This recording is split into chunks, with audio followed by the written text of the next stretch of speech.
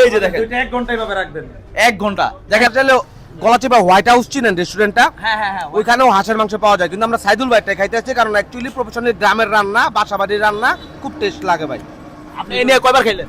আমি এই নিয়ে 4 বার। 4 বার খাইছেন? হ্যাঁ। মানে আপনি সেই মাছদাইল থেকে এখানে চলে আসেন হাঁসের মাংস খেতে। সাইদুল ভাইয়ের হাঁসের মাংসটা কেমন লাগছে? ভালো। হ্যাঁ, টেস্ট ভালো লাগছে। কোথা থেকে আসছেন? নামুস থেকে। নারায়ণগঞ্জ থেকে আসছে, একসাথে অনেকজন বসছে। ভাই আপনাদের কাছে হাঁসের মাংস কেমন লাগছে? ভালো। খুব খাবার খুব ভালো লাগছে। ভালো। অনেক ভালো। কোথা থেকে আসছেন?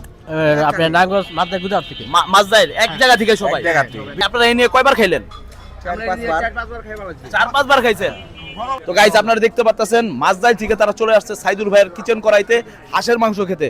তো আপনারা যারা হাঁসের মাংস পছন্দ করেন এবং এই শীতে যারা হাঁসের মাংস খেতে চান তাহলে আপনাদেরকে আসতে হবে সাইদুল ভাইয়ের কিচেন করাইতে।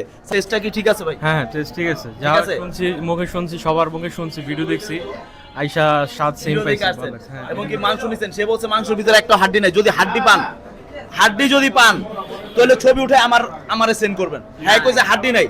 না না, আমরা এখানে দেখেছি কোনো হাড্ডি নাই। হাড্ডি নাই না। তো হাড্ডি যদি কেউ যদি গরুর মাংসতে কেউ যদি হাড্ডি পান সাথে সাথে আমাকে ইনবক্স করবেন, কারণ সাইদুল ভাইয়ের কথা গরুর মাংসে কোনো হাড্ডি নেই। এখানে আরেকটা জিনিস আছে, সাইদুল ভাইয়ের দই।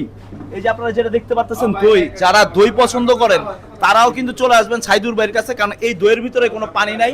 দইয়ের কোয়ালিটিটা আমি খেয়েছি, খুবই ভালো লেগেছে। এই যে দেখেন দুইটা 1 ঘন্টা এভাবে রাখবেন। 1 ঘন্টা দেখেন। 1 ঘন্টা সাইদুল রাখার পরে সাইদুল ভাইয়ের টাকা দাম দিবেন না। সাইদুল ভাইয়ের কাছে দই আছে, এটা কিন্তু অনেকেই জান না। এই দইটা সে চ্যালেঞ্জ করতেছে 1 ঘন্টা এইভাবে রেখে দিবেন। আচ্ছা 1 ঘন্টা না হোক, 15 মিনিটও যদি এইভাবে রাখে, যদি না পড়ে তার মানে তো অনেক কিছু।